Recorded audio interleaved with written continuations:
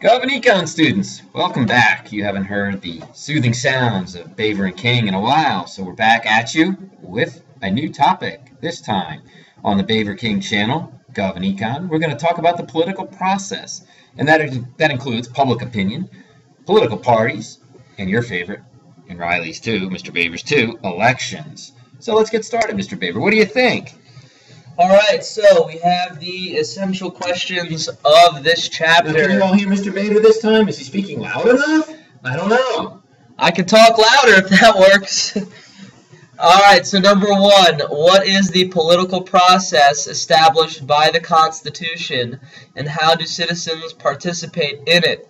Number two, what is political opinion, and what role does it play in the political process? I think he meant public opinion, but that's just me. Public opinion, that's what I meant.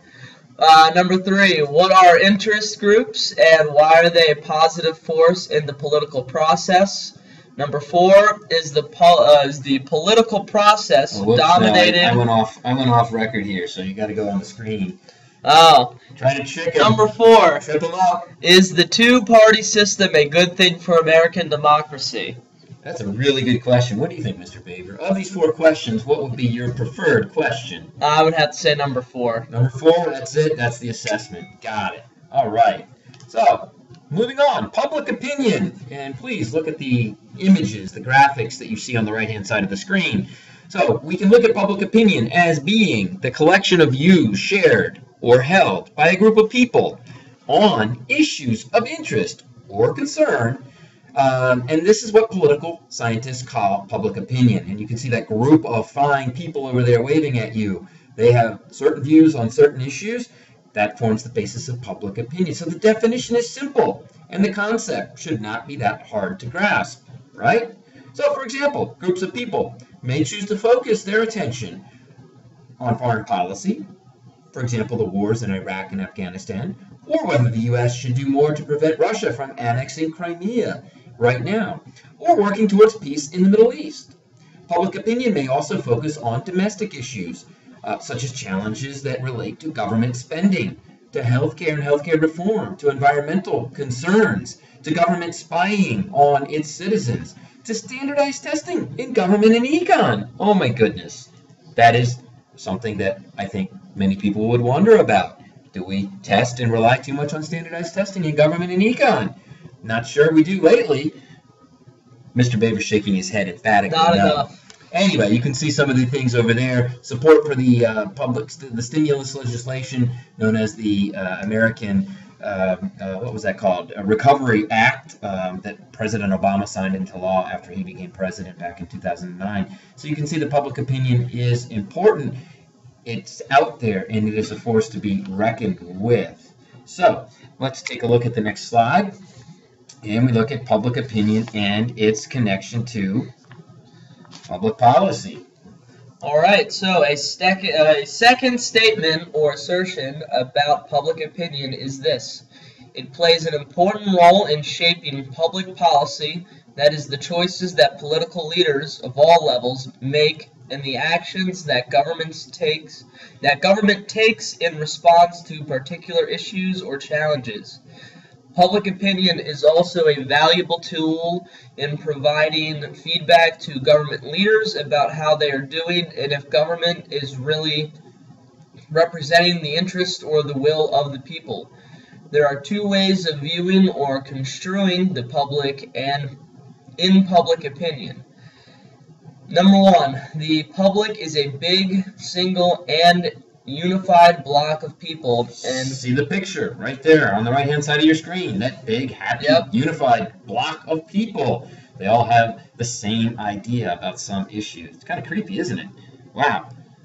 I thought we were all individuals, and that's what the Constitution and Jefferson would have us believe. We're all individuals, yet we're all parts of groups as well. And political leaders and actors can lead this block of the public by the words and actions. The public may be led in this case. The second case is that the public is made up of separate or individual publics, each with its own identity and its own interests. In this instance, the public lead public policy and political leaders to adopt positions and promote agendas. How's that for alliteration? You like that? All That's right. pretty good. Woo! So in the first instance, we see that political leaders, such as the president, remember, it's good to be the president, right? The president can lead this great big group of people. For example, if there's something challenging our national security, such as the war on terror, the president can go on the TV, make a bunch of speeches, go to Congress and say, look, we need to go and defend the interests of the United States by going into war. Iraq and Afghanistan in the last decade are good examples of a political leader, the president, leading the people, the big group of people that we call Americans. However, in the second instance, you can see examples of interest groups on your screen. The United Auto Workers, the NEA, that big group of teachers that belong to a union, the National Rifle Association, and that thing down there in the right-hand corner that I can't really see very well. Who knows what that is? But at any rate, in the second instance, who's leading the political leaders? The interest groups lead the political leaders by putting pressure on them to adopt decisions, to adopt laws and or propose laws that those interest groups want. So, does the National Rifle Association, for example, want there to be bans on weapons, whether they be assault weapons, with the capacity to fire hundreds of rounds of ammunition in 5 seconds or less? No, the National Rifle Association wants, in fact, no governmental interference with our cherished Second Amendment rights. So they oppose all legislative attempts to restrict guns. So hopefully that gives you some better picture of that. So, we ready to move on, Mr. Baber? Yep. Take it away. All right. So people can. Oh, so what are we at? Expressing public opinion. All right. So the most obvious and the most traditional way is via the ballot box, or voting in local, state, and national elections each November. See, and there used to be real ballot boxes that people stuffed paper ballots into. Now it's sort of done electronically in many places. It's not as fun as it used to be. The ballot box is kind of a cherished institution, this old wooden box. You go up, stuff. You really felt like you were voting. No more hanging chads. No more hanging chads. And today you press buttons and you don't really know if your vote is even registered. Or at least that's what I think when I vote. The outcome of elections correlates with how the public feels about a candidate and his or her positions in key or critical issues. People can also express opinions on the web through blogs and comments, by writing letters to elected officials. You guys wrote one to the president, for example, and by attending public hearings and speaking at those meetings. People can also join groups or organizations that represent their views or that promote their ideas for public policy. And these groups, as we just talked about, are called special interest groups. And one of the areas that I forgot when I was writing the notes for this lecture is called social media. So people can jump on Twitter, follow people, hashtag this, hashtag that. I really don't know what all that means. I think Twitter is for twits, but that's just me. I'm old-fashioned. I've never tweeted in my life. I don't know how you express anything in 140 characters because, as you know, I love to talk, get me going. So that's and Instagramming, which I have no idea what Instagramming is, but apparently it's something that young people like to spend their time doing, their precious time Instagramming rather than reading and studying and learning and enriching their knowledge. Anyway, should we move on, Mr. Baber? Yeah, I think that's a good idea. All right, Mr. Baber. And last but not least, whoa, the special interest group subheading got all the way over there. Look at that. Or it's up here. Where did it go? Oops. Whoa. Oops. Okay. I'll stop. Yeah, that's probably a good thing. Come on, we have to finish All in right. 10 minutes or they're going to get angry. Oh, that's true. Angry students. All right, so finally, the most direct influence on a person's public or political opinion is the family.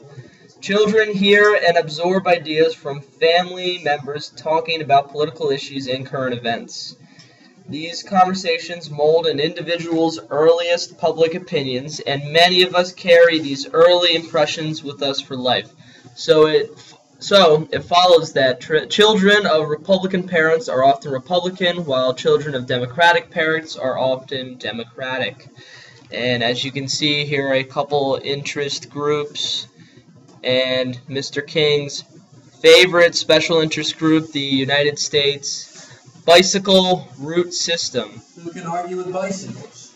Republicans, Democrats, we all love bicycles, right? So get out and ride your bicycle and forget about politics. Thank you. All right, thank you. Please take down questions if you have any, and we will see you in class next time.